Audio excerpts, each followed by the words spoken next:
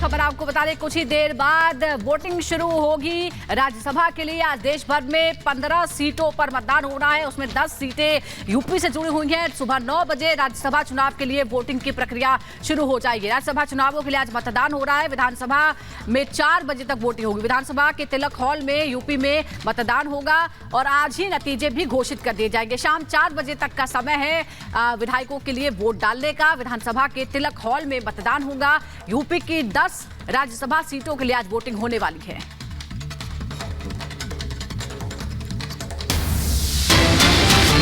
और यूपी में राज्यसभा चुनाव को लेकर हलचल तेज हो चुकी है। सपा के डिनर से 9 विधायक नदारद रहे। पल्लवी पटेल सहित 9 एमएलए गैर हाजिर रहे, जिसमें कि मनोज पांडे, अभय सिंह और पूजा पाल, महाराजी देवी नहीं पहुंचे। राकेश पांडे, विनोद चतुर्वेदी, राकेश प्रताप, तो कुल मिलाकर 9 विधायक, पल्लवी पटेल को मिलाकर 9 विधायक फिलहाल डिनर पार्टी से नदारद रहे। तो वहीं अब पेच फंस रहा है और यह समझा जा सकता है कि क्रॉस वोटिंग हो सकती है। फिलहाल इसी तरह की अटकलें तेज हो चुकी है। आज राज्यसभा की वोटिंग होनी और खास तौर पर जब बीजेपी ने अपना 8वां उम्मीदवार उतारा था, तो वहां से ये राज्यसभा का चुनाव और भी दिलचस्प हो जाता है, क्योंकि अगर बीजेपी के सिर्फ 7 और समाजवादी पार्टी के 3 उम्मीदवार होते तो यहां पर पेच नहीं फंसता। लेकिन अब साफ तौर पर यह भी देखा जा रहा है कि डिनर पार्टी से 9 विधायक भी नदारद रहे। बिल्कुल, और हमारे 2 सहयोगी इस वक्त हमारे साथ जुड़ गए हैं। हमारे साथ अजय दुबे हैं और साथ ही अनामिका सिंह भी है। अजय दुबे क्योंकि पल्लवी पटेल के आवास के बाहर ही हैं। अजय, क्या जानकारी सामने आ रही है? देखिए, नाराजगी तो है, लेकिन ये नाराज लोग किस पक्ष में जाएंगे? क्या ये बीजेपी के उम्मीदवारों का समर्थन करेंगे? क्योंकि पल्लवी पटेल या स्वामी प्रसाद मौर्य के समर्थक चाहे सपा को ना दे, लेकिन वो कहेंगे कि हम इंडिया के साथ हैं।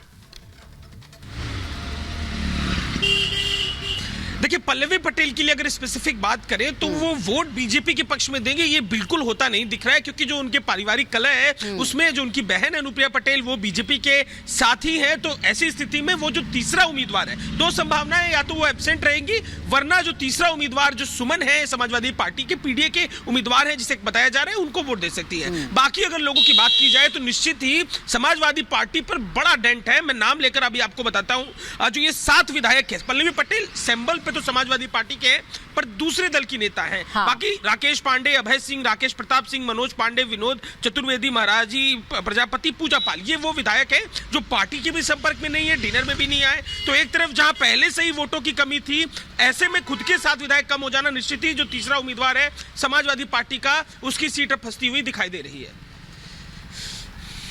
तो फिलहाल अजय, ये देखने वाली बात है कि आपने जो नाम बताए हैं, और अनामिका का रुख कर लेते हैं। अनामिका जो कि राजा भैया के आवास के बाहर से हमारे साथ जुड़ी हुई है लगातार। अनामिका, क्या देखा जा रहा है? क्योंकि राजा भैया ने तो अब खुलकर समर्थन कर दिया और इससे पहले भी समय समय पर वो समर्थन करते नजर आए हैं। और जो 8वां उम्मीदवार है, क्या लग रहा है, यहाँ पर जीत तय है क्या?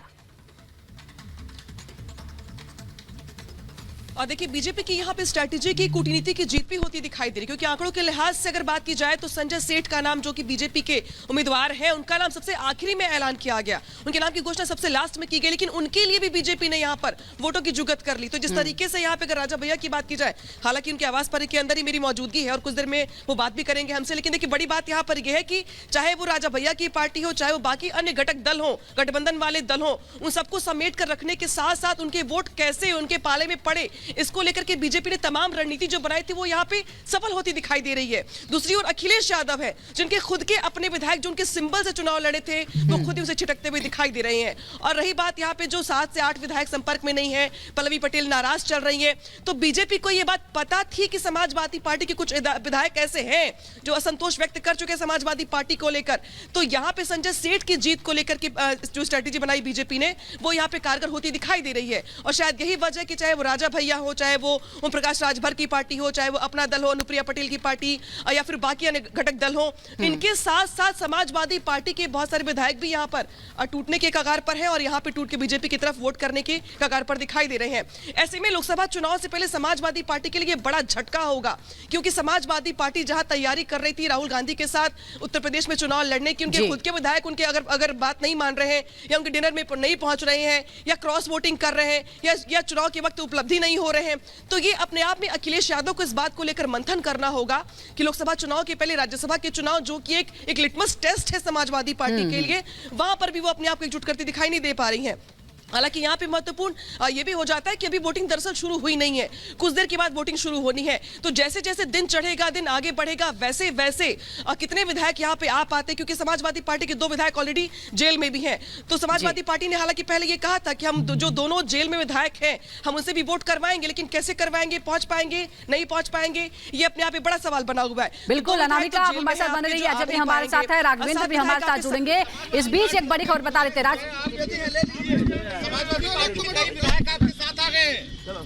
मान्यवर, चुनाव परिणाम कुछ घंटों की बात है। आज सायंकाल स्थिति बिल्कुल स्पष्ट हो जाएगी, अभी थोड़ा इंतजार का मजा लीजिए।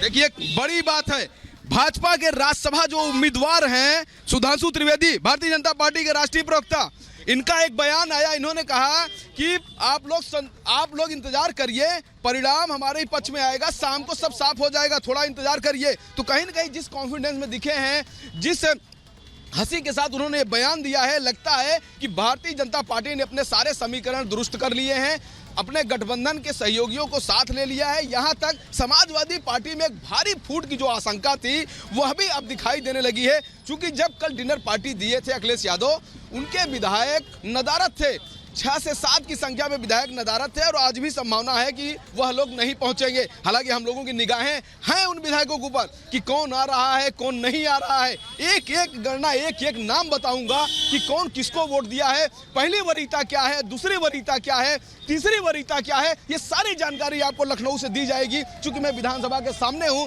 लेकिन समाजवादी पार्टी के मुखिया अपने गठबंधन को बचाने में फेल साबित हुए हैं। वहीं भारतीय जनता पार्टी ने बाद अब मतदान की प्रक्रिया शुरू होने वाली है। इस बीच राज्यसभा चुनाव से पहले सपा को झटका लगा। अखिलेश की डिनर पार्टी में नहीं पहुंचे, सपा के संपर्क में भी नहीं है मनोज पांडे, घर में मौजूद नहीं है मनोज पांडे। विधानसभा में सपा के सचेतक हैं मनोज पांडे, और वो खुद नहीं पहुंचे, डिनर में भी नहीं पहुंचे हैं, संपर्क में भी नहीं है, आवास पर भी मौजूद नहीं है। तो आखिर उनके मन में चल क्या रहा है, क्योंकि आज कुछ ही देर बाद वोटिंग शुरू होने वाली है राज्यसभा के लिए, और ऐसे में एक एक वोट बहुत महत्वपूर्ण है अपने प्रत्याशी को जिताने के लिए। और बीजेपी ये समझ रही थी कि फूट है, नाराजगी है समाजवादी पार्टी में, और इसीलिए उसने अपना 8वां उम्मीदवार उतार दिया। और न सिर्फ उतारा है, बल्कि उसके लिए लोगों से समर्थन भी मांगा। कई पार्टियों का समर्थन हासिल हो गया है, सुभाषपा और जनसत्ता दल लोकतांत्रिक ने भी वोट देने की बात कह दी है। उत्तर प्रदेश में आज के दिन राज्यसभा की वोटिंग है। ये वोटिंग का दिन बेहद महत्वपूर्ण हो जाता है, क्योंकि बीजेपी ऐसा लगता है कि समाजवादी पार्टी में बड़ी सेंधमारी करने में सफल होती दिख रही है।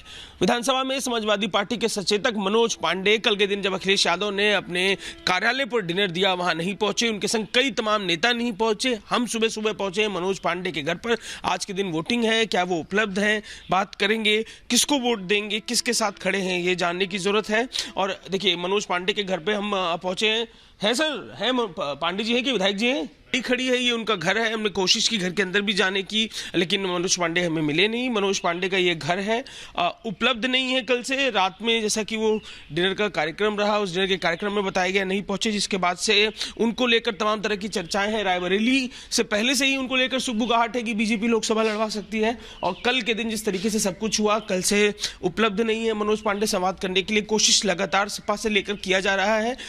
हम पहुंचे हैं उनके घर पर सुबह सुबह, लेकिन मनोज पांडे उपलब्ध नहीं है।